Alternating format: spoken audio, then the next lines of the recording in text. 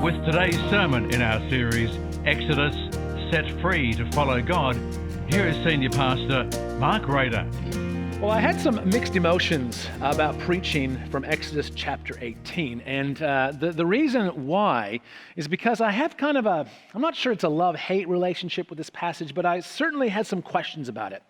And the reason is primarily because the most common application, the most common reason for people to turn to Exodus 18 is to draw on the example of Jethro's advice to Moses. So in this story, in the second half of the chapter, Moses has been visited by his father-in-law, Jethro, and he goes out to the people of Israel in the morning, and all day long, from the morning all the way into the evening, Moses sits and listens to their disputes and settles disagreements and answers questions about how they are to live and how they are to behave, and kind of does this the whole day. And his father-in-law says to him, "This isn't good. This is not a wise way forward. The task is too heavy for you, and it's going to be frustrating for the people." And he said, "You know what you should do is you should appoint some good men, teach them, and appoint them in groups to kind of handle the simple cases, and then the more complex cases can make their way up the chain to you." And Moses indeed does this and appoints these men, and that kind of, you imagine, relieves the pressure, first of all on Moses, but also on the people of Israel. And this is often kind of pointed to as some sort of biblical foundation or rationale for the important leadership principle of delegation. And I have to admit that I always just kind of rolled my eyes at that. I just couldn't imagine that God, in the middle of this amazing story, not only of salvation and rescue, but then as he turns to the law, this kind of really significant piece in Scripture, that he then thought to himself, I'm going to drop in some sort of lesson on delegation. And while I always struggled with that, I always thought that I don't think that this passage is here to tell us that delegation is important. I mean, delegation's important. We know that. And Jethro's advice is really good advice. But I thought to myself, there must be another reason why this story is here. So I was really interested and intrigued and a little bit motivated to try to figure out why this passage was here apart from the issue of delegation. I wanted to look a little bit more deeply within it, and as is often the case with passages of Scripture, I was not disappointed at what I found. And indeed, while Jethro's advice about delegating the authority across more people to make it easier for Moses, but also for the people, that's excellent advice, very wise. We should certainly do that. I believe that the passage itself serves a more significant rationale and reason for being here. In his commentary, Alexander suggests that chapter 18 functions like a bit of a hinge in the story of Exodus.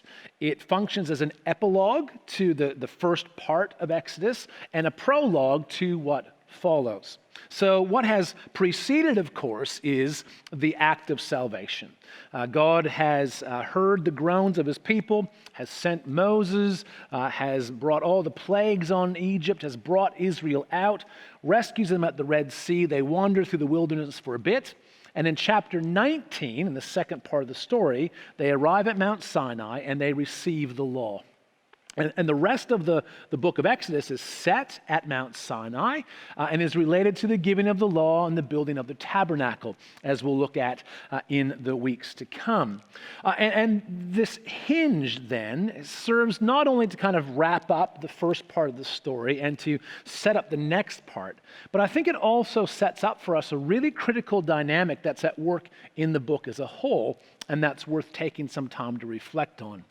So let me kind of draw your attention to a few features in this chapter that set it apart as this epilogue to what has preceded.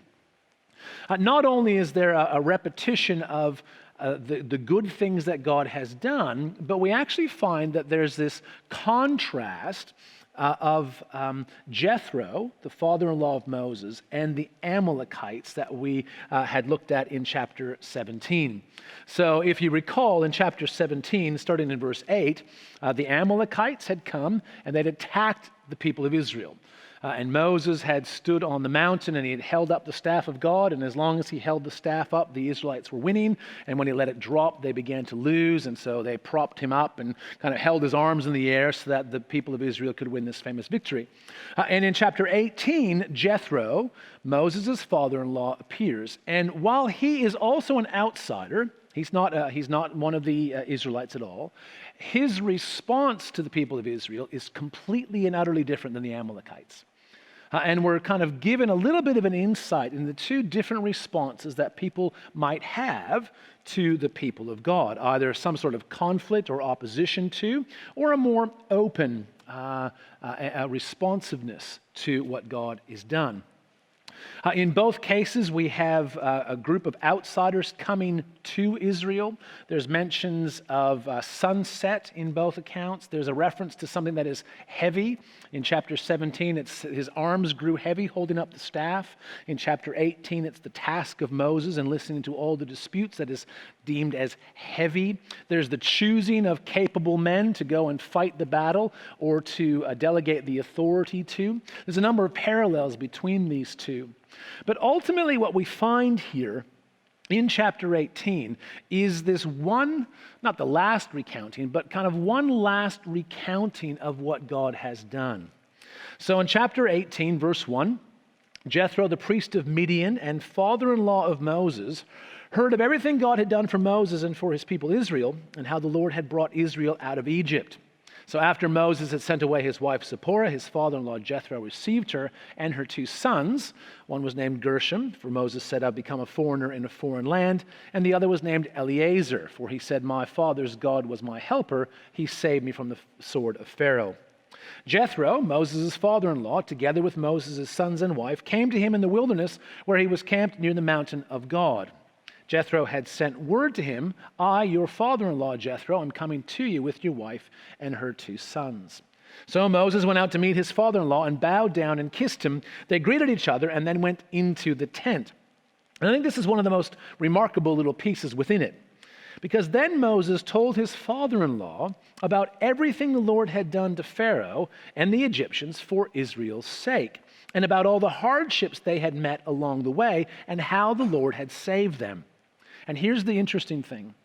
Jethro, a priest of Midian, not an Israelite, not an inheritor of the promises, not someone who we would necessarily expect to respond this way, is delighted to hear about all the good things the Lord had done for Israel in rescuing from the hand of the Egyptians.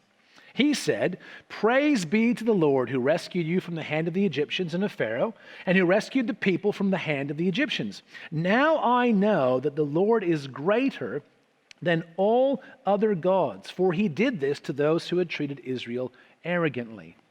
Then Jethro, Moses' father-in-law, brought a burnt offering and other sacrifices to God, and Aaron came with all the elders of Israel to eat a meal with Moses' father-in-law in the presence of God.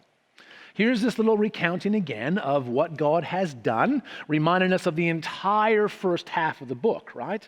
When Moses sat down to tell Jethro everything the Lord had done, we assume that he goes all the way back to, so there I was minding my own business with some sheep and a bush burst into flame, and told him the whole story.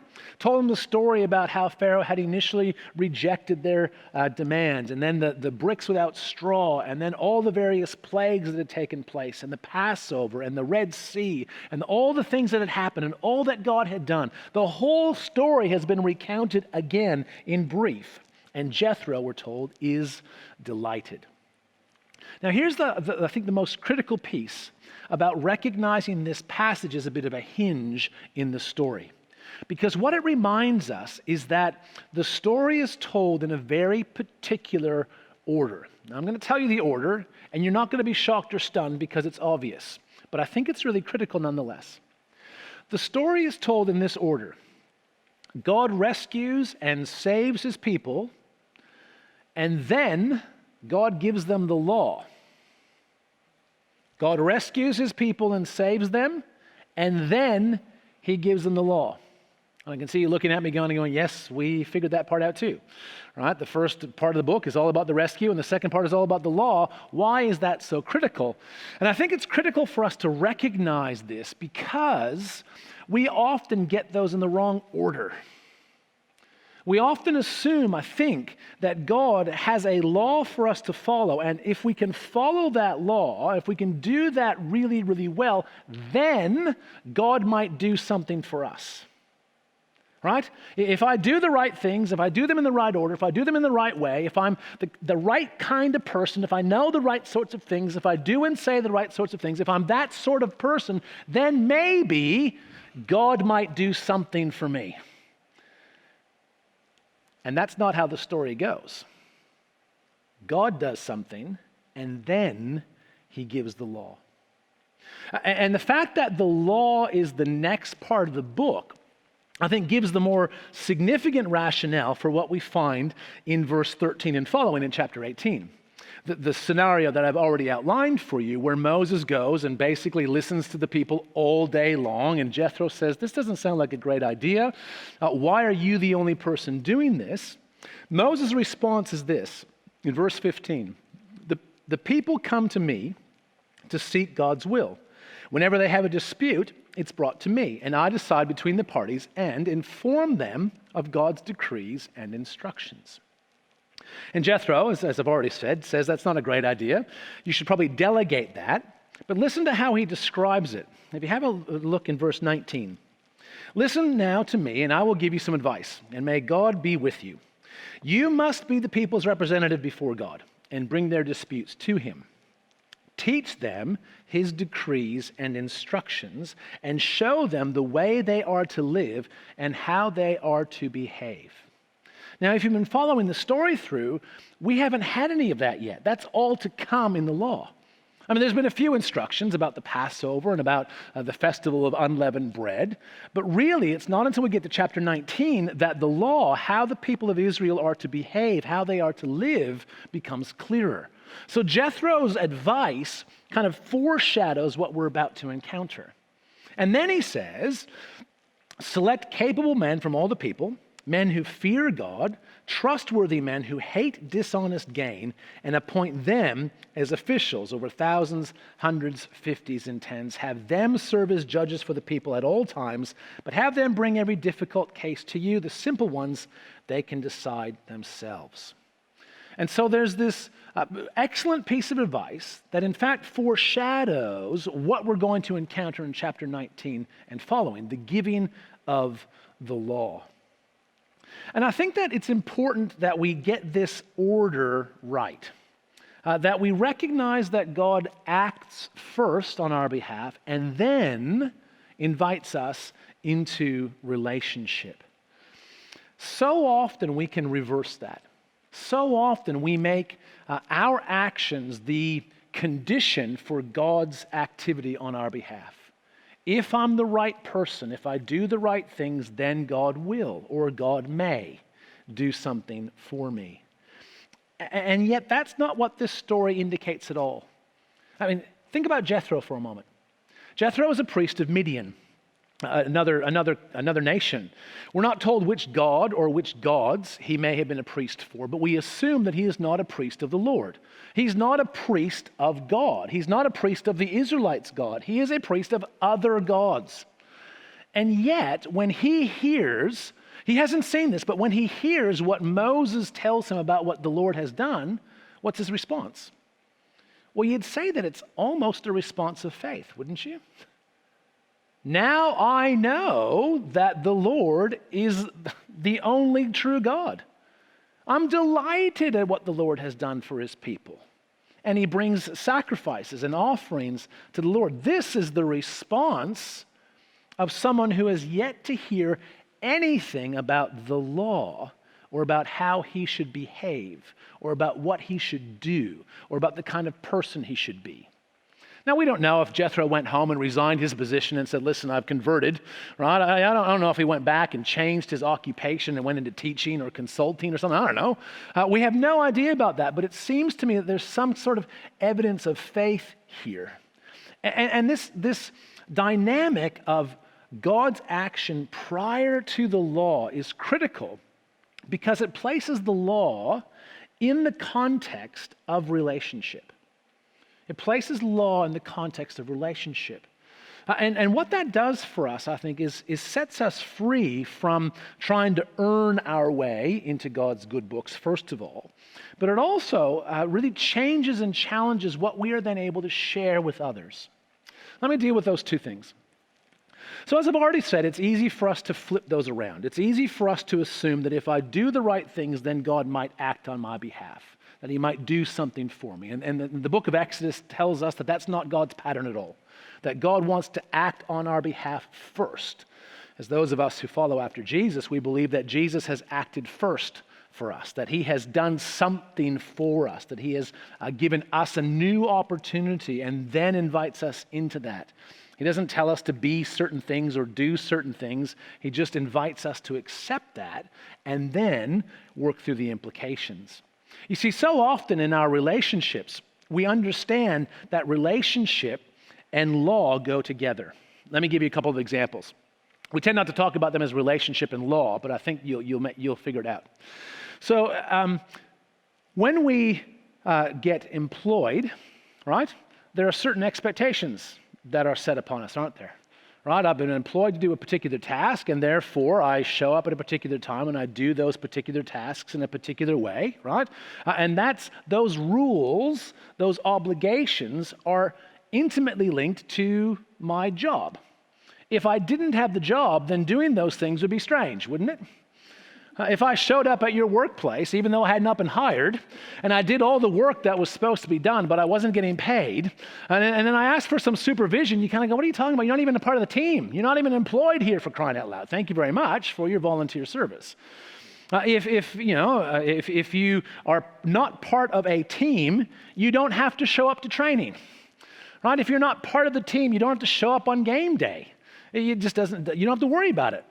The relationship that you have has certain rules or expectations associated with it. And the kind of relationship that we have will determine the kind of rules that we follow. Some of you have heard me talk about this before, but if I told you about a really shallow conversation that I had, we just talked about really nothing. We talked about the weather and we talked about, traffic and talked about nothing that was even close to being personal. You could probably guess the kind of relationship that I had with that person from the topics that we talked about, couldn't you? And you'd probably be right to say, well, you probably were talking to someone you didn't know particularly well. Because that sort of conversation is appropriate when I don't have a relationship. If I meet a stranger on the bus or on the train or kind of randomly, I'm not going to talk about deep and meaningful stuff in my life necessarily. That's just not quite how that relationship works. But for those relationships that are more significant in my life, there are more significant expectations.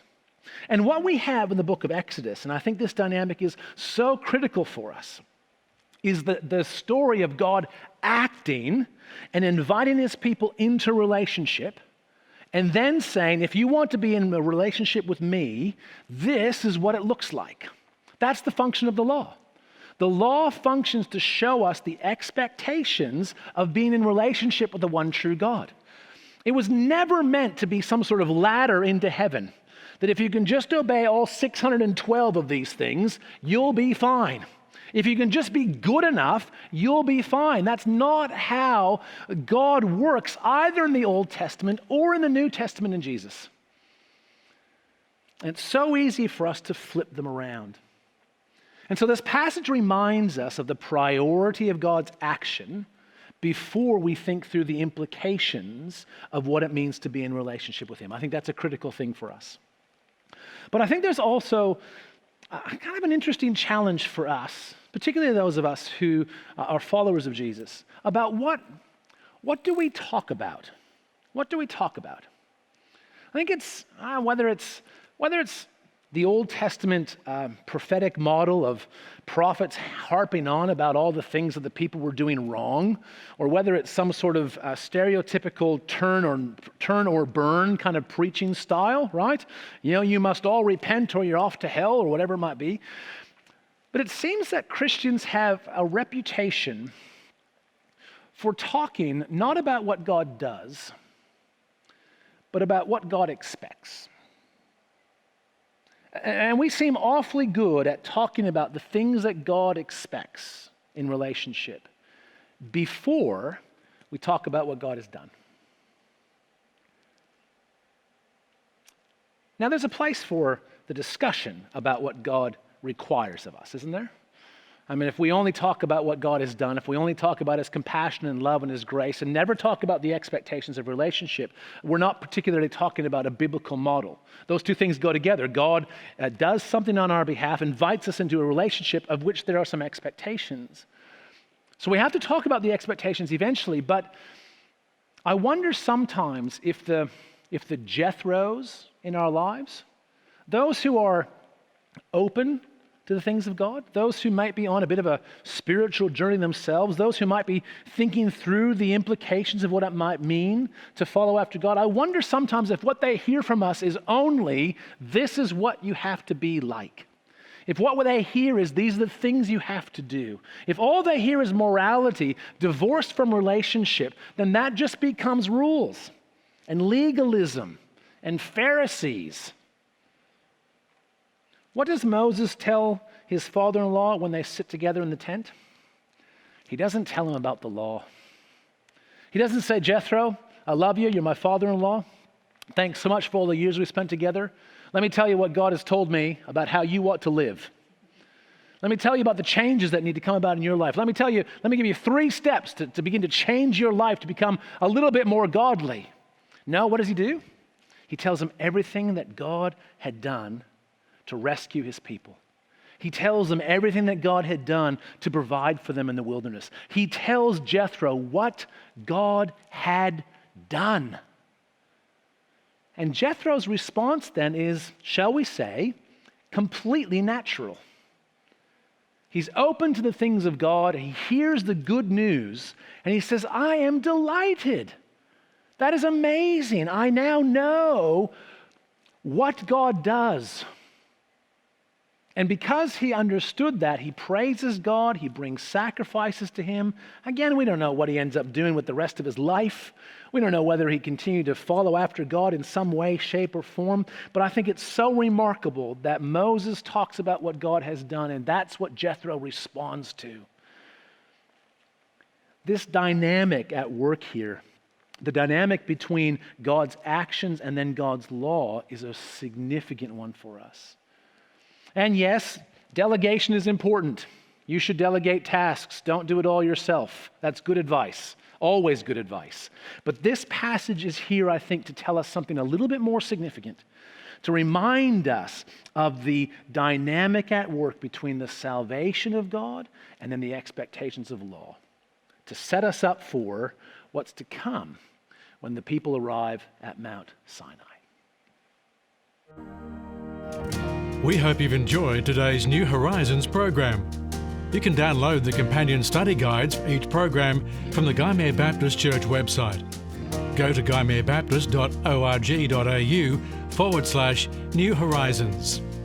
These are available for each episode, or you can download the whole series.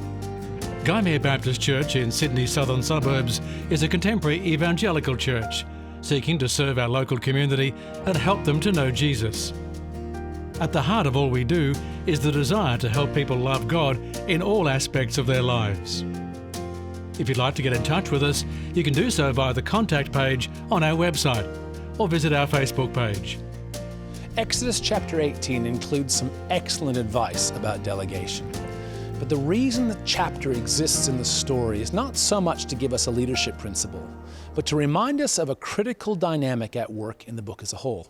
That God acts first and then gives the law. And this dynamic, I think, challenges some of the ways we often think about the law, but also challenges the sorts of things that we share with those around us. Too often, we can share what God expects instead of what God has done. I hope that you've been encouraged to think again about what God has done in your life, to prepare yourself to think about the law in a slightly different way. We hope to see you again real soon, and God bless.